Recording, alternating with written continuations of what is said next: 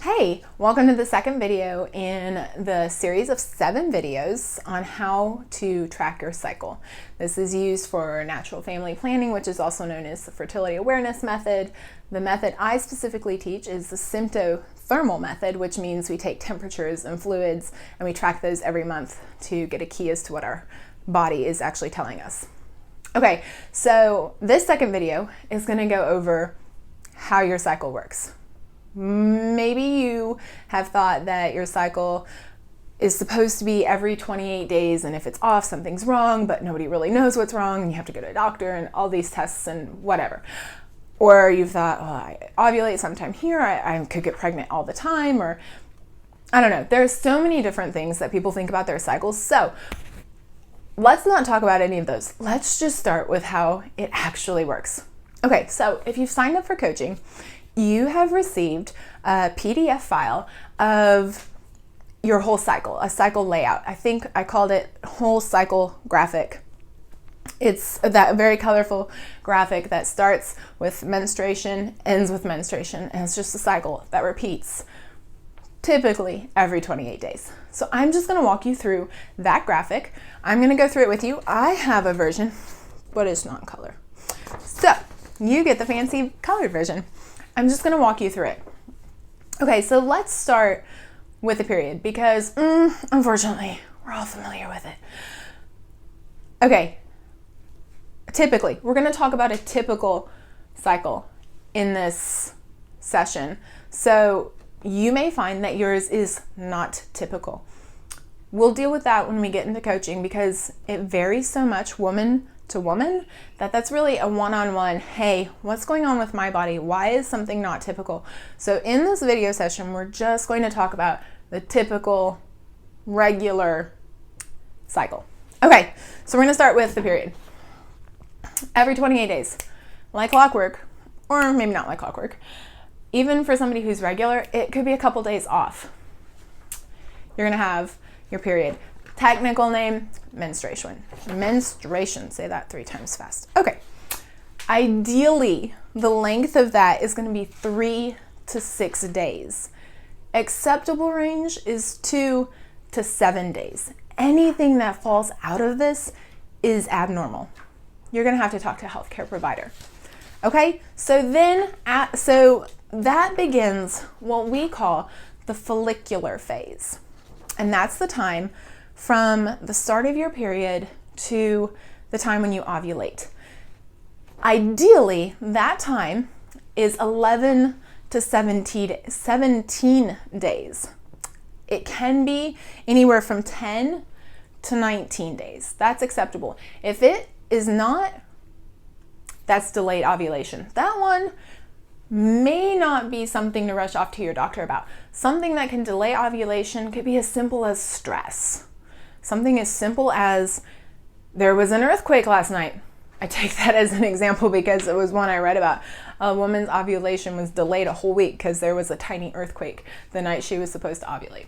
For me personally, I've had it delayed because of stress, because of bad sleeping cycles, because of illness. And those things can all affect ovulation and make it later and later and later, which is usually what causes us to freak out about a missed period or when is my period coming? It's because ovulation didn't happen as early as it was supposed to. Okay, so the follicular phase goes from the start of your period to ovulation, which typically happens on day 14. Not all the time, like we talked about.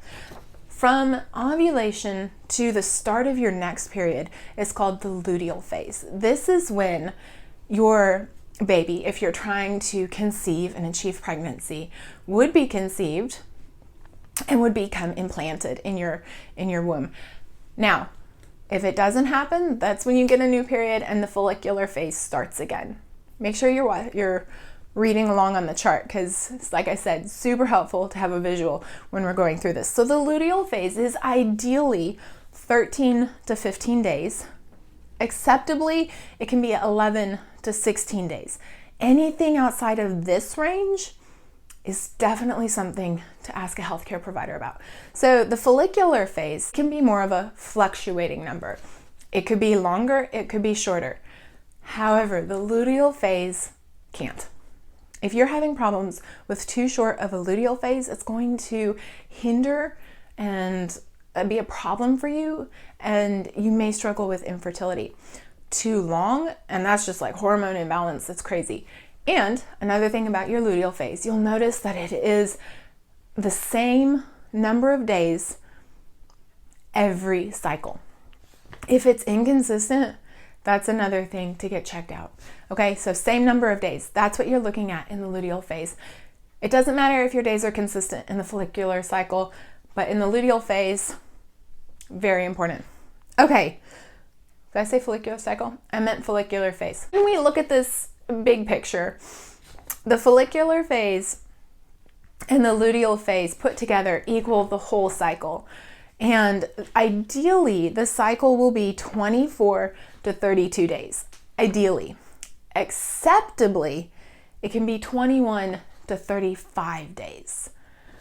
Of course, like we talked about, stress or illness can delay the follicular phase, delay ovulation. So you're going to have a little bit of a longer cycle. That's why it's so important to track, to know which phase you're in and whether or not it's acceptable for it to go longer, for you to have a longer than normal cycle for you, that cycle.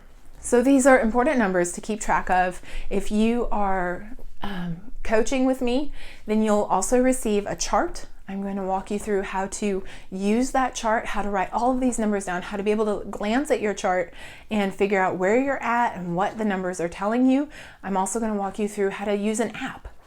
Super easy. All you have to do is put in some numbers every day. Okay?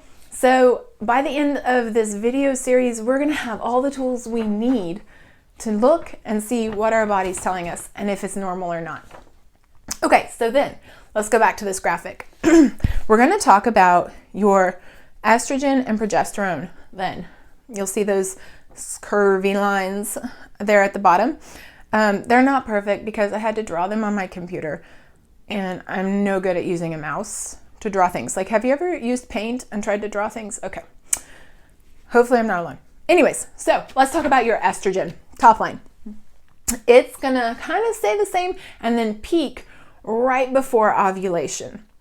And then it's going to drop and then peak a tiny bit again in the middle of the luteal phase. Your progesterone, on the other hand, is going to kind of stay the same and then peak right after ovulation. It's going to start to go up so that it peaks during the luteal phase and it drops the day that you're going to start this cycle all over again, the day that you're going to get your period. A super fun fact we're going to learn about when we learn about how to track our temperatures. It's directly related to your progesterone. Okay, so that's estrogen and progesterone. If your estrogen and progesterone are off, that's going to throw other things in your chart off, and you'll be able to look at your chart and get a clue as to what's going on. Okay, let's talk next about cervical fluid and what it's doing in your cycle as a whole. We're going to talk more about this in a later video. We're going to get into detail how to read it. However, let's just look at it from an overview standpoint right now. So, your cervical fluid right after menstruation stops should be dry. Completely dry. You shouldn't notice any mucus or fluid, a tiny bit, because women are, we have fluid to like flush things out. That's normal. Things that also might mask fluid are going to be, arousal fluid or sperm, stuff like that. Okay, so however, for your body, you should be dry until you're going to start to see a buildup of cervical fluid for ideally 4 to 8 days. Acceptably, that phase, what we call the fertile phase, can be 1 to 10 days. Now, then when you ovulate, automatically your fluid's going to go back to dry. And it's going to stay that way until you start your period over again. This whole cycle starts again. You may see a little bit of wet right before the period, but we're going to talk about that more in the other video. So this is your cycle as a whole. You can only get pregnant during the fertile phase. We're going to learn more about that in the birth control video. This graphic gives you the keys to seeing what's normal, to seeing this is how your body works. Typically every month, every cycle, this is what's going to be happening. So let's use this as our overview. Keep this in hand, keep this closed so that you can refer back to it. We're going to use this as our guide for all of our other videos. So next, I think we're going to talk about temperature. Yep, we're going to talk about temperature. Super fun. I'll see you there.